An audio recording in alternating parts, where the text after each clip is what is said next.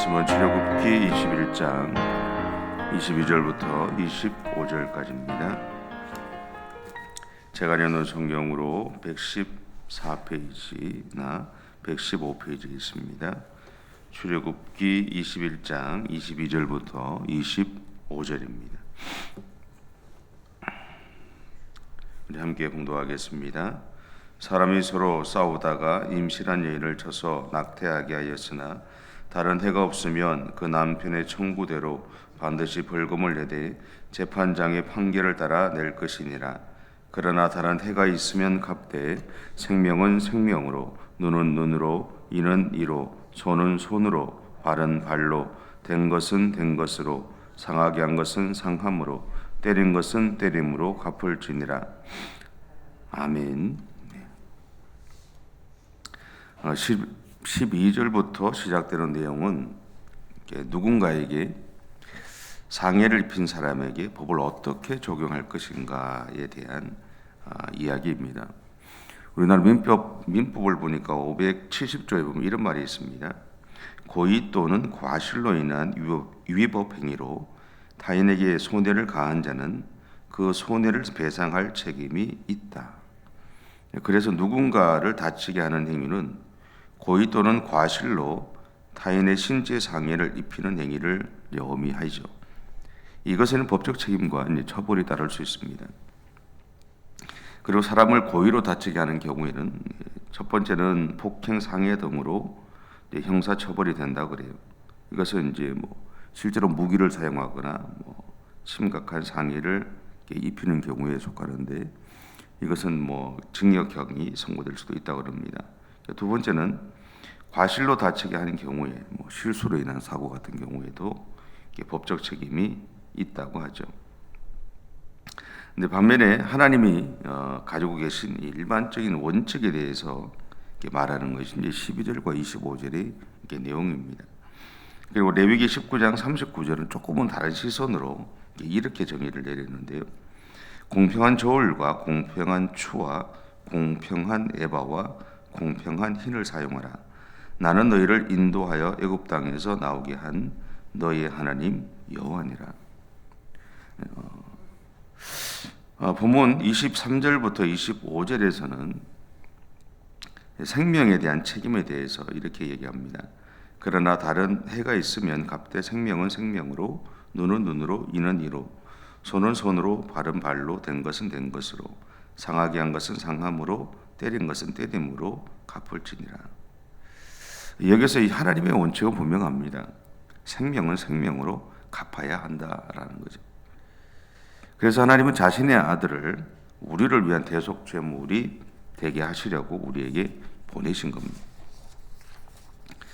그 결과 예수님은 십자가에서 우리의 대속죄물로 죽으셨죠. 이것은 예수님이 자신의 생명으로 우리의 생명값을 지불했다라는 것을 의미합니다.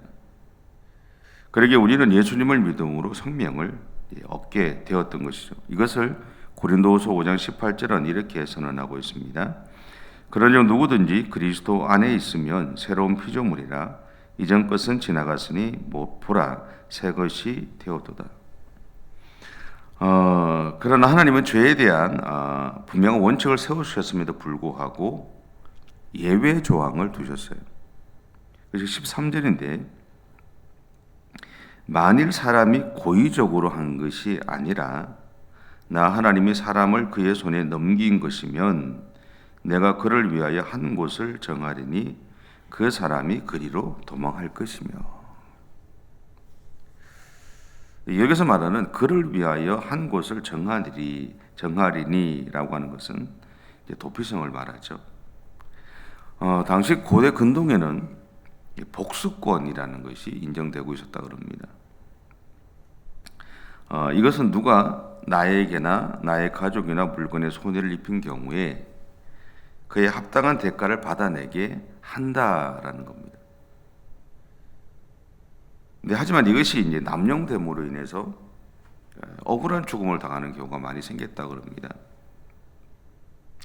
그래서 이 억울한 죽음을 방지하기 위해 만든 제도가 있었는데 이것이 처음에는 하나님의 제단이었던 성소였다 그래요. 그러다가 나중에는 보다 효율적인 도피처를 선택하게 되었고, 이것이 이제 제도로 발전된 것이 도피성 제도라고 합니다. 이 도피성 제도에 대해서 민수기 35장 15절에서는 이렇게 말합니다. 이 여섯 성읍은 이스라엘 자손과 타국인과 이스라엘 중에 거류하는 자의 도피성이 되리니 부지 중에 살인한 모든 자가 그리로 도피할 수 있으리라.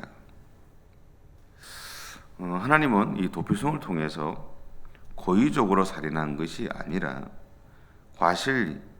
과실치사나 아니면 정당방위에 해당하는 범죄인 경우에 자신을 죽이려는 사람의 손에서 그 사람을 건져낼 수 있는 길을 열어두셨다라는 거죠. 오늘날 우리의 법과는 좀 다른 하나님의 어떤 또 다른 모습이기도 합니다. 결국 하나님은 이 도피성 제도라는 것을 통해서 하나의 살인이 기계적으로 또 다른 살인을 부르게 되는 것을 막으셨죠. 그러면서 우리에게는 한 생명이 천하보다 귀하다라고 말하고요. 한 생명을 얻기 위해서 예수님이 자신의 생명을 포기하실 만큼 그렇게 한 생명이 소중하다고 말하고 있습니다. 그럼에도 22절과 25절을 이렇게 보면서 많은 오해를 하고 있는 것 같아요. 사실 이 이야기는 남편들의 싸움에 임신한 여인이 이제 끼어들면서 시작이 됩니다. 그러다가 상대방에 의해서 임신한 여자가 낙태를 하는 경우에,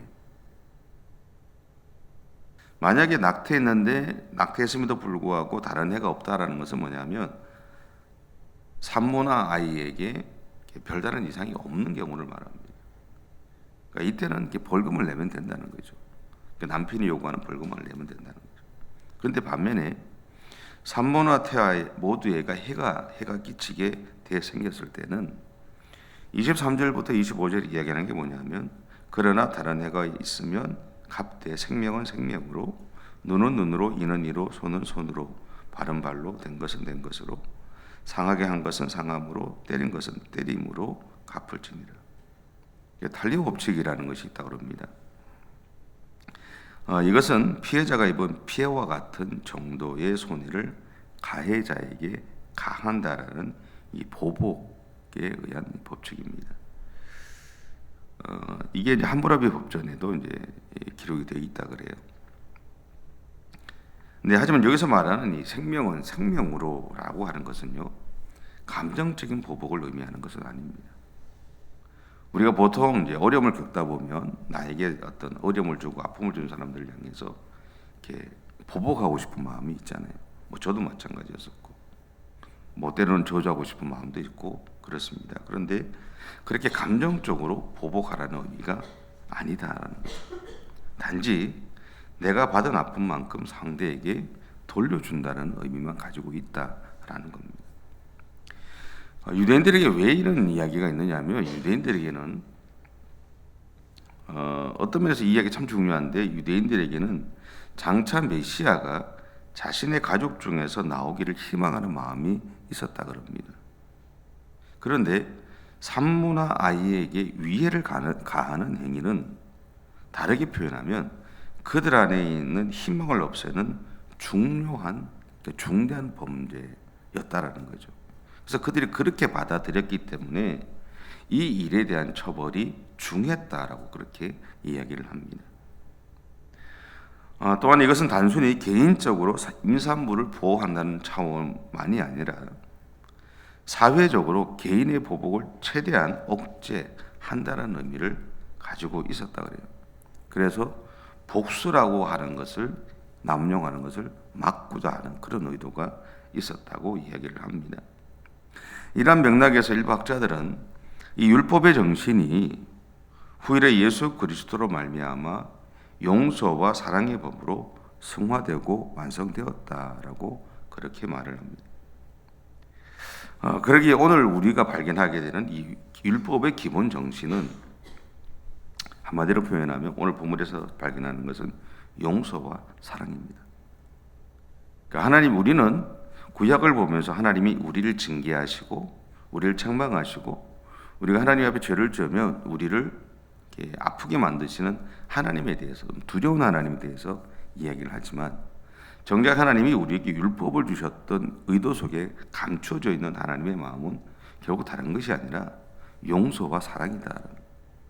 우리를 향한 하나님의 용서하심, 우리를 향한 하나님의 사랑하심, 또 다르게 우리로 하여금 상대방을 향한 용서하심, 용서하게 하는 것, 또 상대방을 사랑하게 하시고자 하시는 하나님의 마음이 이 가운데 깔려 있다라는 것.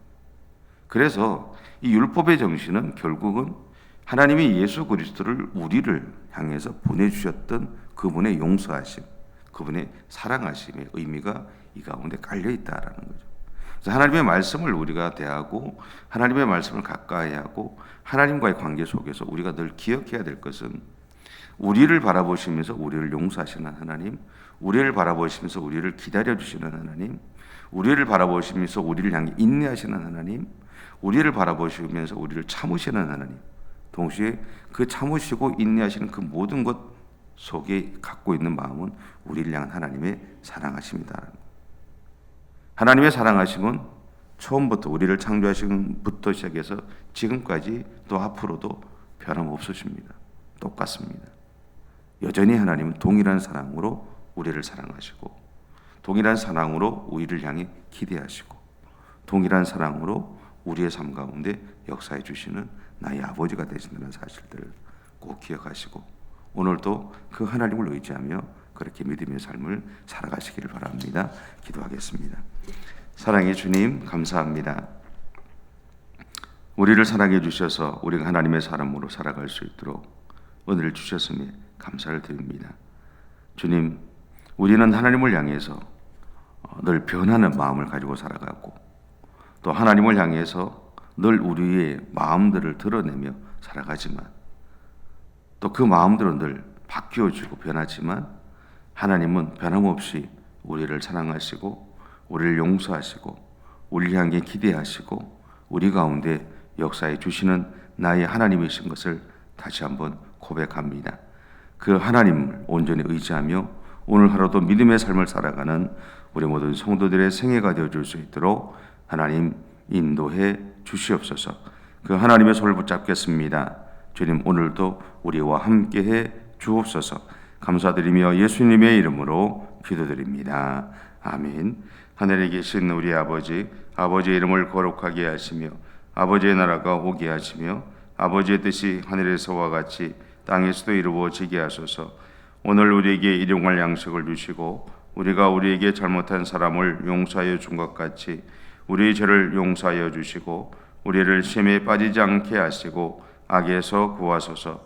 나라와 권능과 영광이 영원히 아버지의 것입니다. 아멘.